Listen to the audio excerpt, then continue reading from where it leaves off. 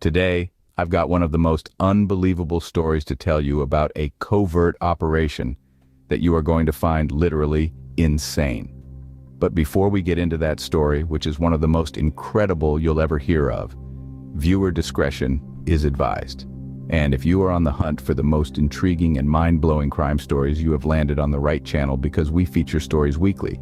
So if you like that kind of thing, please shatter the like button and slam the subscribe button and turn on notifications so you don't miss a single riveting story. Okay, now let's begin. When Svetlana entered the Moskovsky bar on September 17, 2011, she was blissfully unaware of the blonde, 5'10" muscular man across the room who pretended to ignore her. Vitaly was astutely aware of the gorgeous blonde Russian who had landed a job at the Russian Foreign Intelligence Service a few months earlier. In her role as secretary to a top general, she had access to important and classified documentation. Accessing this information was Vitaly's mission, and his only way to succeed was through subterfuge. Having graduated from the Farm, CIA's primary training ground for new recruits, a couple of years prior, Vitaly was fairly adept already as a field operations expert, but this mission would test his skills and limits. And as the evening wore on and Svetlana ordered her second cocktail, Vitaly made his move. He knew full well from previous surveillance that she would be a bit tipsy after the first drink, and that her purse would be on the counter at the bar next to her. As planned, he bumped into her accidentally and the purse fell to the ground.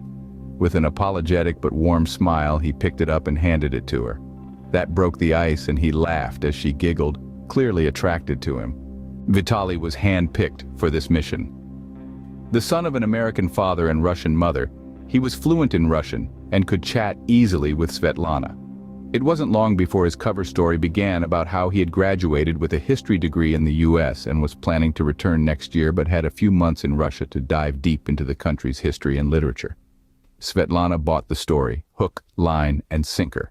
Soon they had agreed to meet for a date, and it wasn't long after that before the two spent passionate nights together. As part of his history project, Vitaly asked Svetlana to show him some government documents. It would be helpful to compare and contrast styles over time. Of course, it was forbidden for her to do so, but she figured it wouldn't hurt if Vitaly saw some materials that were not operationally sensitive. When she brought them home, he secretly took snapshots and gave them back without incident. It was really helpful, he said, and she was happy to be able to help her new boyfriend. It was just a once-off after all, no harm done. But then the next request came, and the one after that. Each time Svetlana complied, increasingly reluctantly, and each time Vitaly had recorded Svetlana handing him the documents. Now she was in deep, up to her neck, though she didn't yet realize it. That was until Vitaly inquired about paperwork related to Project Q, a secret quantum computing project to create an ultra-secure communications network. The goal was to build a system that was impervious to current hacking techniques and to develop tools to protect against quantum computing cyber threats. If successful, the US could be at a severe disadvantage if the Russians could develop a communication network for their intelligence services to use quantum encryption.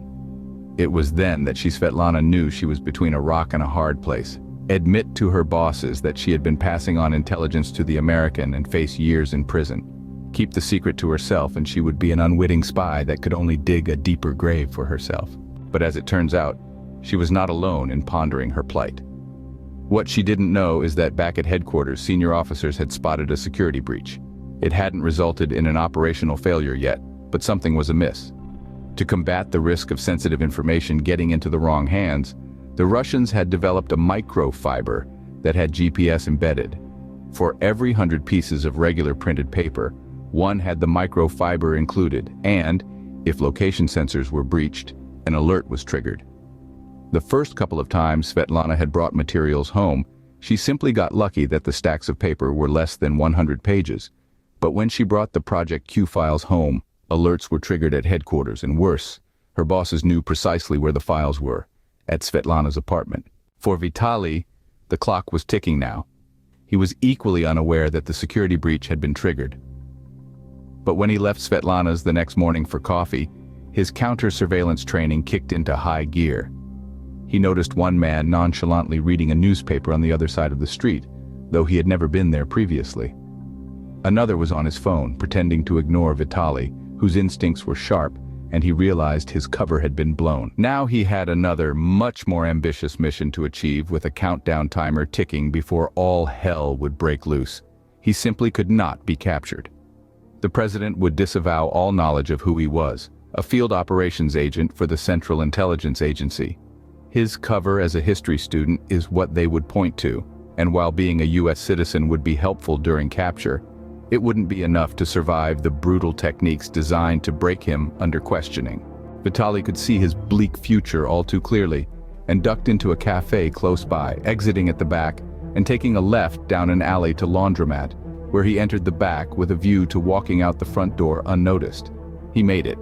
Next, he had to get out of the country before authorities caught up to him. He passed a woman who had just pulled into a store on her scooter and jimmied the ignition and sped off on it towards the airport.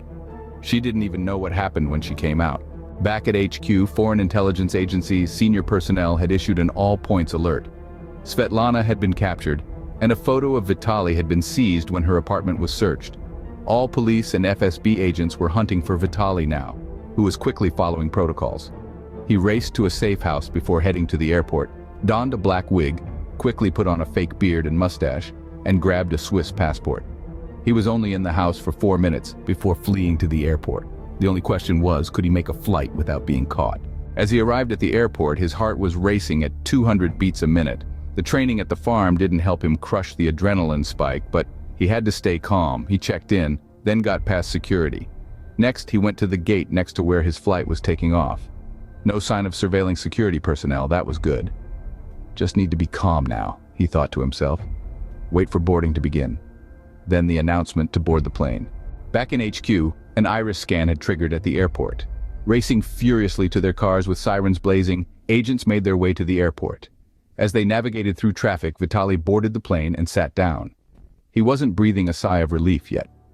Then the doors closed, but still there was danger. As the plane started to rumble down the runway, agents stormed the airport and ran to the gate. As they arrived, the plane took off. By the skin of his teeth, Vitaly had made it. For Svetlana, her fate was less rosy. She was found guilty by a military court of treason and espionage, sentenced to 17 years of imprisonment and 5 of hard labor in Siberia. She has not been heard of since. So, that'll do it for today's story, but if you haven't already, tell us what you would have done if you were in Svetlana's shoes. Would you have confessed to your bosses that you had been compromised, or continued to be a spy? Plus, don't forget, if you haven't already done so, to smash the like button and subscribe for more riveting crime and mystery stories.